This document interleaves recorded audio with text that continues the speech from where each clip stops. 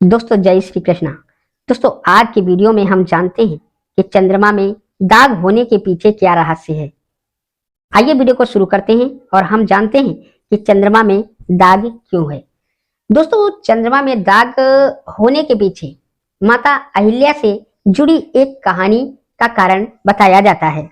दोस्तों अहिल्या ब्रह्मा जी की मानस पुत्री थी और सृष्टि के निर्माता ब्रह्मा जी ने एक स्त्री का निर्माण किया था जिन्हें वे अहिल्या के नाम से पुकारते थे।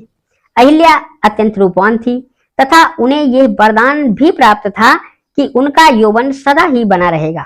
उसकी सुंदरता के सामने स्वर्ग की अप्सराएं भी फीकी नजर आती थी।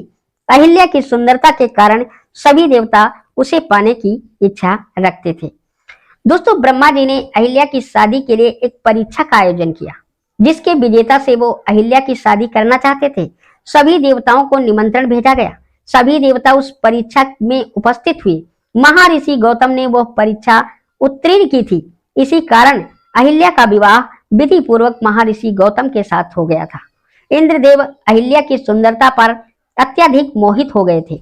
एक दिन इच्छा के वशीभूत इंद्रदेव पृथ्वी लोक में अहिल्या से मिलने के लिए आ गए। महर्षि गौतम के रहते इंद्रदेव कोई दुस्साहस न कर सके। इंद्रदेव ने अहिल्या से मिलने के लिए एक योजना बनाई और चंद्रमा उस योजना में शामिल किया गया कि जब महर्षि गौतम प्रातः काल गंगा स्नान के लिए जाएंगे तो उस समय का लाभ उठाकर वो अहिल्या को प्राप्त कर सकेगा। दोस्तों योजना के अनुसार चंद्रदेव ने अर्धरात्रि को मुर्गे की बाग दी। गौतम ऋषि समझे कि सवेरा हो गया है। वह उठे और गंगा स्नान करने के लिए चले गए। महर्षि गौतम के जाते ही इंद्रदेव गौतम ऋषि का रूप बना करके घर में प्रवेश किया और पहरेदारी पर चंद्रमा को घर के बाहर बिठा दिया। ऋषि गौतम जब गंगा तट पर पहुंचे तो उन्हें अलग ही आभास हुआ। उनके मन में संदेश उत्पन्न हो गया। तब गंगा मैया ने प्रकट होकर महर्षि गौतम को बताया कि यह सब इंद्र देव का बुना हुआ जाल है। अहिल्या की सुंदरता से मोहित होकर वो कृतकृत्य की भावना से इंद्र पृथ्वी लोक पर आए हैं। यह सुनकर क्रोधित महर्षि गौतम ने तेजी से कुटिया की तरफ आए। जब उन्होंने कुटिया के बाहर चंद्रमा को बैठे देखा तो गुस्से में महर्षि गौतम ने चंद्रमा को श्राप दे दिया कि राहु की दृष्टि तुम पर हमेशा ही बनी रहेगी। दोस्तों इसी श्राप के कारण चंद्रमा को ग्रहण लगता है। गुस्से से लाल पीले महर्षि गौतम ने अपने कमंडल से जल लेकर चंद्रमा पर प्रहार किया था। इसी कारण चंद्रमा में आज भी दाग दिखाई देता है। इंद्रदेव को महर्षि गौतम के आने का आभास हो गया और वो वहां से भागने लगा।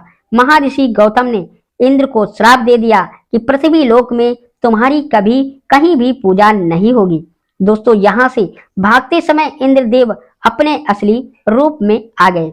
अहिल्या की कोई गलती नहीं थी। उसके साथ तो इंद्रदेव ने छल किया था, परंतु क्रोध के आवेश में महर्षि गौतम ने अहिल्या को अनंत काल तक शिला का रूप धारण करने का श्राप दे दिया।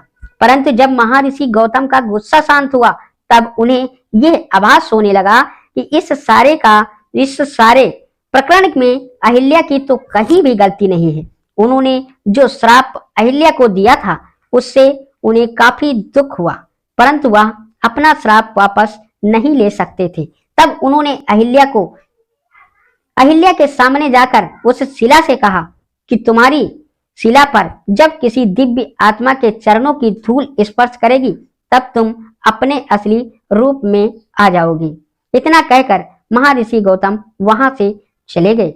दोस्तों युग बीत गया और जब भगवान श्री राम महर्षि विश्वामित्र के साथ आए और उस शिला के बारे में पूछा तो महर्षि विश्वामित्र ने उस शिला की सारी कहानी भगवान श्री राम को बताई थी। तब भगवान श्री राम ने अपने चरणों के स्पर्श से उस शिला को फिर से अहिल्या बना दिया था। तो दोस्तों ये था आज का वीडियो, जिस वीडियो में हमने जाना कि चंद्रमा में दाग होने के पीछे क्या कारण है। अगर वीडियो पसंद आई तो वीडियो को लाइक करना, हमारे चैनल को सब्सक्राइब कर लेना ताकि हमारी आपकी मुलाकात रोजाना यूं ही होती रहे। दोस्तों जय श्री कृष्ण।